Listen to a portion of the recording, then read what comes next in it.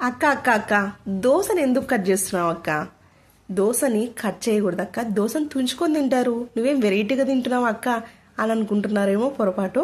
నిజంగా మనకి కొత్త కొత్త ఐడియాస్ వస్తాయి ఎండాకాలం వస్తే. అవి చేసుకొని తినాలి, ఇవి చేసుకొని తినాలి అని చెప్పేసి పిల్లలు మనకై ఈవినింగ్ 4 కంతా ఇంట్లోనే ఉంటారు కదా, ఏదో ఒకటి చేసి పెట్టాలని చెప్పేసి అమ్మ మనసు ఆతృతగా ఉంటుంది కదా. అట్లా టైంలో ఒక మంచి రెసిపీ అనుకోవచ్చు. నిజంగా కొత్త రెసిపీ నేనే కనిపెట్టినానని చెప్తాను. పక్కాగా అయితే చాలా బాగా కుదిరిందనమాట. చూసేసేయండి. వైట్గా దోశ వేసుకున్నాను అనమాట. కొంచెం దోశ ఎక్కువ కాలనీయకూడదు అనమాట. మిగిలిపోయిన దోశలతో కూడా ఇట్లా చేసేసుకోవచ్చు. కట్ చేసి నేత ఎండబెట్టుకొని మనం ఒడియాల టైప్లో వేయించుకున్నాను అనమాట. నిజంగా సేమ్ అదే టేస్ట్. ఆ టేస్ట్కి మించి ఉందండి, నమ్మండి. ఒకసారి ట్రై చేయొచ్చు, కంపల్సరీగా ట్రై చేయండి అనమాట.